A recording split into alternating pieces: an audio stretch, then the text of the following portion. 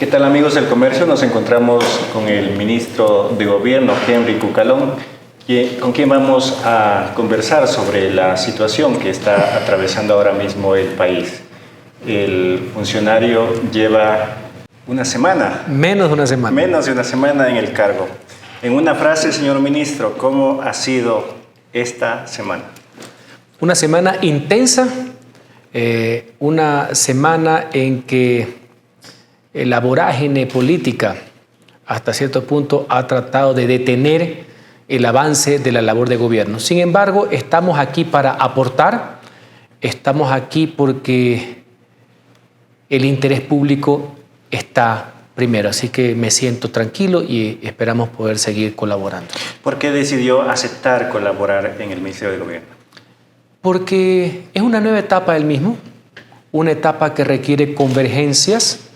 El presidente de la República, al igual que yo, consideramos que hay ciertos temas que superan lo partidista y lo ideológico y que es momento de anteponer el interés público ante el interés particular y que para mí el ECOLA está primero. Me hizo la propuesta y estoy aquí, sirviendo al país a través del gobierno del presidente Lasso. ¿Cuáles fueron sus condiciones? No pongo condiciones. No creo que sea dable. En la práctica se van marcando ciertas particularidades, ciertas características de mi ejercicio, de mi forma, de mi vocería, de los conceptos que siempre he tenido acerca de la democracia, del servicio público, y se van a ir notando, pero ha fluido la relación con el presidente, que no lo veía hace algún tiempo. Ya. Pero para servir al país no caben condiciones algunas. ¿Cómo tomó usted el comunicado del Partido Social Cristiano casi inmediatamente de su designación? Lo preveía, no me sorprende, lo preveía. Ojalá que podamos solventar la parte personal, así se lo dije al abogado Jaime Nebot en su momento, cuando le comuniqué que había aceptado la propuesta del presidente Lasso. Y en el campo de la política, bueno, yo soy un hombre acostumbrado a los debates, yo soy un hombre acostumbrado a contrastar ideas y posiciones. Esperemos, más allá que respeto cual más la posición del partido de no querer ir a un acuerdo general, diálogos, etcétera, lo comprendo, lo respeto, puede ser que no lo comparta, pero igual en el ida y venida de la política y en la relación que se tiene con la Asamblea Nacional, habrá temas que hay que por lo menos conversarlo. Me imagino que no existe una negativa a la prohibición de hablar, que es un derecho humano, ¿no? Aún con esos pronunciamientos, ¿todavía no hay condiciones para el diálogo con las organizaciones políticas? Mire, el diálogo siempre será positivo. El diálogo y sus consecuencias no se decretan, sino que se construyen, son relaciones de confianza. Comprendo cual más de que ahorita es una situación difícil y compleja. Es público y notorio que algunas fuerzas políticas en la Asamblea Nacional, de lo que es una investigación, a lo cual tienen pleno derecho, porque la labor de una asamblea es fiscalizar y controlar al Ejecutivo, hacer contrapeso del poder. Jamás yo podré estar en contra, yo lo he hecho. Pero uno va denotando ahí que hay otros afanes, inclusive de forzar, inclusive un proceso, unas causales de enjuiciamiento político. Eso puede ser que complique las relaciones. Sin embargo, yo considero que pese a las diferencias que hay, pese a la desconfianza que puede existir, pese a los cálculos electorales de algunas personas, hay ciertos temas en que sí nos pueden ayudar a converger. Son los que yo denomino las causas, y así voy aterrizando el acuerdo, que puede parecer algo amplio, lo llevo a un acuerdo sobre lo fundamental. ¿Cuál es el que yo considero que se debe aplicar? La seguridad ciudadana. Entonces, sí hay unos temas que nos competen a la Asamblea y a nosotros como gobierno, que nos va a permitir hablar. Y tengo muchísima fe y esperanza que nos va a permitir aprobar cosas en conjunto y darle una muestra a la ciudadanía que pese a que los disensos son necesarios y válidos en democracia y que muchas veces se solventan en una elección donde alguien gana y alguien pierde y que no nos podemos poner de acuerdo en todo porque sería una utopía, sí nos podemos poner de acuerdo en una unidad de propósitos en temas puntuales y la seguridad es uno de ellos. Puertas afuera hay mucha preocupación de los inversionistas, algunas calificadoras de riesgo temen que el presidente no termine el mandato. ¿Qué les responde? Que ahora es cuando más confianza deben tener en el Ecuador. Y sí, puedo comprender que malas noticias o afanes desestabilizadores, inconfesables en algunos casos, terminan no generándole daño al presidente Lasso, que es un luchador y está consciente de su rol de jefe de Estado. Le termina haciendo daño es al país.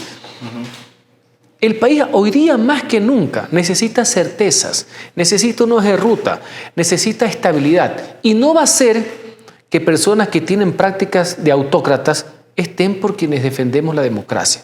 O personas que tienen prácticas de anarquistas o de anarquía pueden estar por encima ¿de qué? De la institucionalidad. Entonces, las diferencias tenemos que aprenderlas a procesarlas. Una de las formas de procesar las diferencias son las urnas.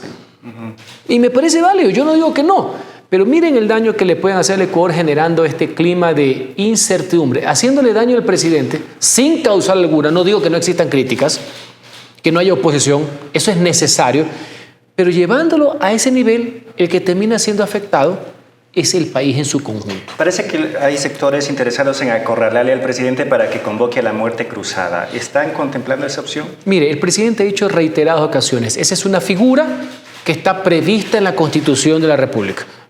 Yo nunca he sido santo de mi devoción, se lo he explicado a usted millón de veces, pero el hecho cierto es que está en la Constitución. En algunas entrevistas, no sé si se ha dado cuenta, el presidente cada vez que le preguntan dice, bueno, siempre está ahí. O sea, como que siempre es una posibilidad. Está ahí. Lo anunció cuando el Congreso Nacional, la Asamblea Nacional, casi activó el proceso, valga la aclaración, activó el proceso de destitución que conlleva elecciones anticipadas, porque se va tanto el Congreso como el presidente, y asimismo él lo señaló. Está ahí. Pero no es que es una cuestión de origen del gobierno. Pero yo te hago una reflexión, para que veas cómo va cambiando la narrativa. Pasó el primer intento de destituirlo por muerte cruzada, se perdió, no tuvieron los votos. En noviembre, lo cual me parece algo terrible, nefasto, cuando se asesinaron policías, un grupo político quiso activar eso, gracias a Dios no prosperó. Ahora, hace unas 2 semanas, volvieron a decir lo mismo y se abrió un debate jurídico de que si es una sola vez en el periodo, pero si la sola vez es cuando se consuma. O sea, hay lecturas para los abogados, pero están ahí. Ahora en estos días ha bajado el volumen y desde el día lunes ahora están hablando de juicio político. No entiendo cuál es la vinculación, no entiendo cuál es la causal. Algo conozco de derecho constitucional, de derecho político y de historia del Ecuador, pero si ven cómo están, las narrativas van cambiando. Pero en cualquiera, el presidente se encuentra firme en el solio presidencial. Usted también, por cierto, en la Asamblea impulsó en su momento un proceso de destitución contra José Serrano, ¿no? Contra varios.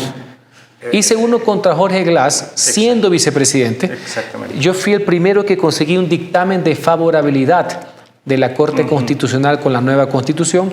Simplemente el juicio no prosperó. No sé si tú te acuerdas, porque ya el 1 de enero él dejó de ser vicepresidente de la República y los enjuiciamientos políticos, en el caso del presidente y el vicepresidente, solo es cuando están en funciones. Entonces el juicio se cayó. Yo peleé mucho en la línea de que como había sido convocado, tramitado y calificado, estando en funciones el trámite tenía que continuar, pero la Comisión de Fiscalización o de Archivo de la época me lo fregó. Pero sí, a lo que queremos reflexionar, yo tengo bastante experiencia en temas de juicios políticos. No tengo nada de experiencia en amarres y en desestabilización.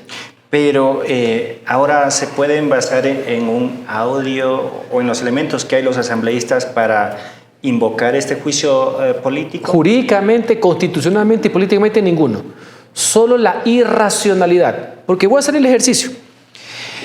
La comisión del denominado caso Encuentro comenzó por una denuncia periodística que yo saludo. Jamás estaré en contra de las denuncias ciudadanas periodísticas o de los políticos para investigar la corrupción. Es más, de esa investigación se deduce la intervención nefasta que debe ser penada por la ley de ese delincuente denominado Luque, y me parece bien.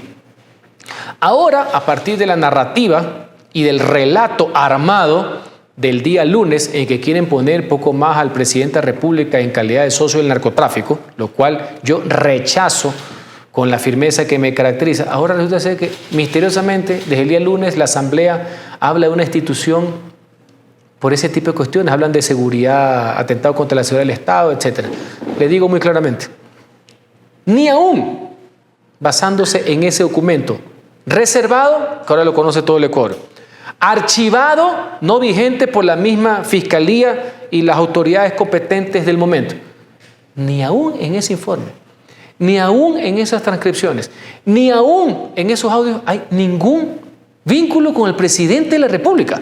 Son personas que pueden ser o no procesadas, ojalá, que conversan, suponen, ofrecen, pero nada con el presidente de la República. Y le voy a poner otro ejemplo más. De esas conversaciones sale algo con relación al general Arauz, no sé si usted ha visto. Bueno, de eso sale, más allá que es reservado y está archivado, de eso sale que tuvieron contacto con un señor que los puso en contacto con otro señor que no es funcionario público, porque el presidente de la República no tiene ni un solo funcionario público en el régimen. Pero ese señor que lo vinculan al presidente le dice, y ahí está la transcripción, no te puedo ayudar. Pero voy a ser más avesado aún, voy a ser más audaz, voy a ser de abogado del diablo. Los hechos, no la narrativa, no el WhatsApp, que se ha convertido en la Biblia de la política ecuatoriana. El caso del señor Arauz es que el presidente de la República, Guillermo Lasso, lo destituyó, no una, 2 veces. Esos son los hechos, no la narrativa. Pero la Fiscalía ha anunciado una posible reapertura de ese caso. En independencia de la función de Estado, la Fiscalía haga lo que tenga que hacer. ¿Qué rol va a seguir el Ministerio de Gobierno? Bueno, nosotros no tenemos rol en la justicia, ¿no? Ya. Por si acaso. Mi rol como ministro de Gobierno es fomentar la transparencia en las labores de gobierno, el apego a la ley y la defensa de la democracia. Pero ya que se habla de aportes a la campaña presidencial en esta supuesta trama. En esta supuesta trama, exactamente. Y también... Las autoridades electorales, si es así, si se confirma, tienen que investigar. Mire que en el tema electoral hay 2 aristas. Una que es la netamente electoral, que tiene que ver con aporte de fondos. Voy a separar lo que usted dijo al principio. Cuando aportan más de lo permitido, cuando el declarante no aparece, cuando el declarante que da $100,000 resulta ser que no pagó impuesto a renta, todas son infracciones. Entre otras cosas hay sanciones, pagar el doble de lo ilegalmente aportado e inclusive llegan hasta la destitución del dignatario. Cuando hay aparte crimen de por medio, hay fraude o el narcotráfico, puede haber inclusive responsabilidades de carácter penal. Mire que le he dado la radiografía de las 2 vertientes que tiene el tema electoral. El presidente Lasso, el gobierno, la campaña, etcétera, fomentan la transparencia. Siempre se puede investigar.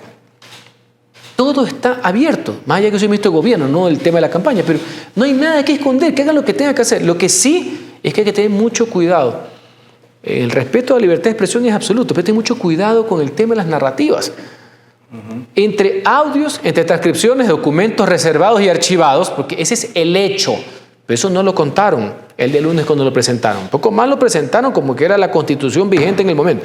Y ya cuando fueron a la Asamblea ya bajaron el volumen. No puede ser que la vinculación sobre hechos ciertos, que esa es mi obligación, no hay absolutamente ningún documento, prueba, vínculo con el señor presidente de la República. Así que no hay absolutamente nada que esconder. De acuerdo con los registros del CNE, entre los principales aportantes a la campaña del presidente Lasso fue Danilo Carrera, quien se lo vincula con todos estos personajes. No, se lo comenta.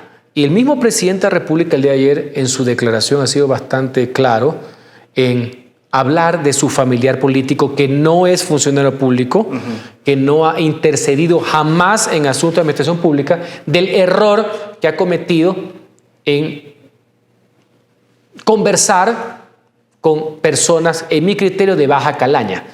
Pongámoslo de ese tamaño. Lo dice el mismo presidente, palabras más, palabras menos de la mía. El señor Danilo Carrera en el informe aparece como donante.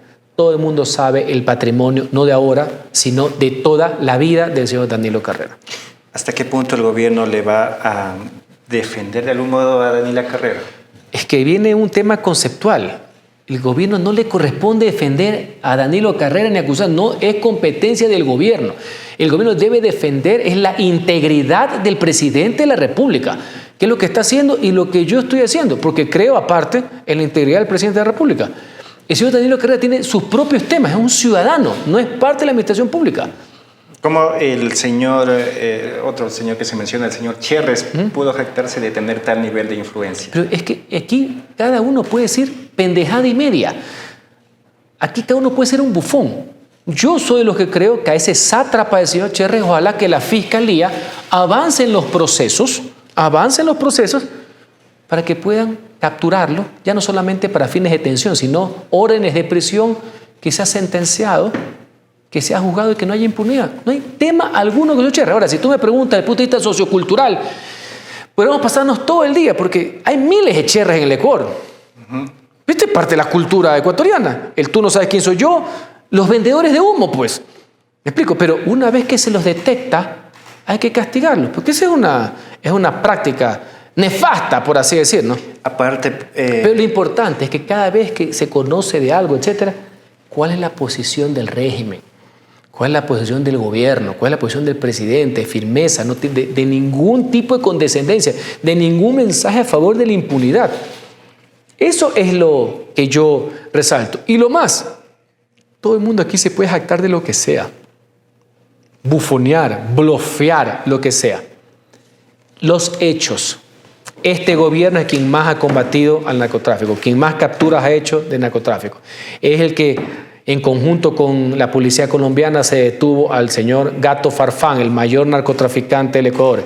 Es el que ha tenido una posición de entereza, firmeza y de rechazo contra el tema de la liberación, que no es del gobierno, sino de los malos operadores de justicia, del tema del señor denominado alias Junior. Es el gobierno que ha presentado denuncias para que se investiguen por qué ciertos malos funcionarios son cómplices de la delincuencia. Es el gobierno nacional que en el mes de septiembre del año pasado le exigió visa a los albaneses. Entonces, ¿qué es lo que le quiero decir?